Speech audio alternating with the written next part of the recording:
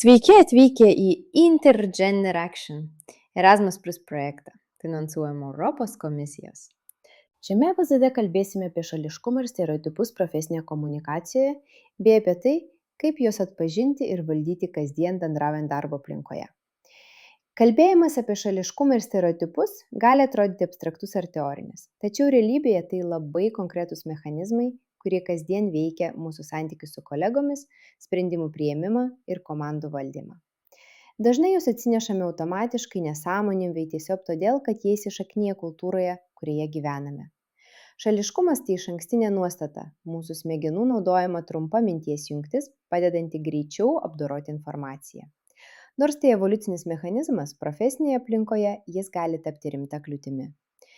Pavyzdžiui, susitikimo metu mes galime labiau įsiklausyti į vyrą, kuris kalba ryžtingu tonu, nei į moterį, išsakančią tas pačias mintis bendradarbiavimo stiliumi. Tai klasikinis nesąmoningo lyčių šališkumo pavyzdys. Panašių situacijų kyla ir dėl kartų skirtumų. Kartais labiau patyrę vadovai nuvertina jaunesnių kolegų pasiūlymus, nes juos suvokia kaip nepatyrusius ar pernelyg impulsyvius. O jaunesni darbuotojai gali manyti, kad vyresni kolegos įstrigę praeityje ar nebesugeba dirbti su naujomis technologijomis. Abiem atvejais tai stereotipai, kurie silpnina pasitikėjimą ir trukdo bendradarbiavimui. Tyrimai patvirtina, kad šie reiškiniai paplitę. Pagal naujausią Eurostat ataskaitą, 40% Europos darbuotojų nurodo, jog darbo vietoje patiria įtampą dėl kartų skirtumų, ypač bendravimo ir darbo lūkesčių srityse. Kai šie stereotipai įsismelkia į kasdienę komunikaciją, laiškuose, grįžtamojo ryšio pokalbiuose ir susitikimuose, kyla rizika, kad kažkas bus atstumtas ar pasijus netinkamas vien dėl savo amžiaus ar lyties. Ir dažnai taip nutinka be blogų ketinimų. Kaip atpažinti ir valdyti stereotipus? Pirmasis žingsnis – sąmoningumas. Verta stabtelėti ir savęs paklausti, ar aš klausausi žmogaus dėl to, ką jis sako, ar mano nuomonė lemia mano įspūdis apie jį. Ar naudoju įtraukę kalbą, ar kartoju stereotipinės frazes. Pavyzdžiui, tu per jaunas, kad suprastum. Arba turi būti agresyvesnis, jei nori pagarbos. Sąmoningumas taip pat reiškia aplinkos stebėjimą. Pavyzdžiui, susitikimuose verta atkreipti dėmesį, kas kalba dažniausiai, kas dažniausiai pertraukiamas, kas gauna daugiau pripažinimo už savo idėjas. Tokia analizė atskleidžia, kaip komunikacija filtruoja nesąmoningi šališkumai. Kita svarbi sritis – kalba. Žodžiai daug pasako apie mūsų vertybes ir kultūrą. Įtrauki kalba nėra vien politinis korektiškumas, tai pagarba ir kito žmogaus tapatybės pripažinimas. Pavyzdžiui, sakyti bendradarbiai vietoj komandos nariai ar vengti globėjiškų išsireiškimų bendraujant su jaunesniais kolegomis gali turėti realios įtakos. Praktiniai įrankiai sąmoningumui ugdyti. IAT testas. Implicit Association Test, sukurtas Harvardo universitete, padeda identifikuoti mūsų nesąmoningus šališkumus – lyties, amžiaus, etniškumo ir kitose srityse. Tai gera pradžia apmąstant savo požiūrį į kitus. Bias Interrupter Toolkit iš Center for Work-Life Law siūlo konkrečias strategijas, kaip reaguoti kasdienėse situacijose, kuriuose pasireiškia šališkumas. Pavyzdžiui, teikiant grįžtamąjį ryšį, vedant susitikimus ar atliekant atrankas.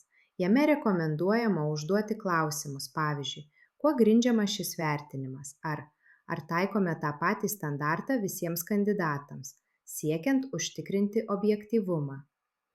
Struktūruotų susitikimų metodas. Užuot leidus visada kalbėti tiems patiems žmonėms, galima nustatyti kalbėjimo eiliškumą arba rotuoti vaidmenis. Tai suteikia galimybę pasireikšti mažiau girdimoms grupėms, pavyzdžiui, moterims ar jaunesniems kolegoms.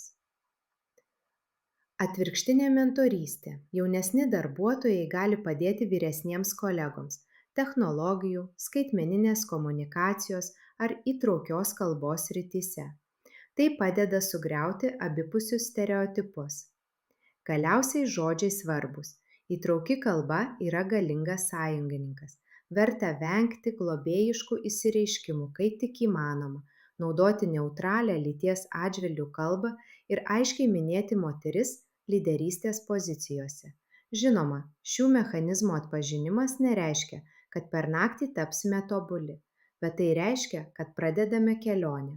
Organizacijos investuojančios į įvairovę, įtraukti ir sąmoningos komunikacijos mokymus geriau išlaiko talentus, sėkmingiau sprendžia sudėtingus iššūkius ir tvariai auga. Šiandien tiek. Ačiū, kad klausėtės mūsų Intergender Action tinklalaidės. Primename, jei norite toliau mokytis apie skirtingų kartų ir lyčių įvairovę bei įtraukti, apsilankykite mūsų oficialioje svetainėje intergenderaction.eu ir sekite mus socialiniuose tinkluose.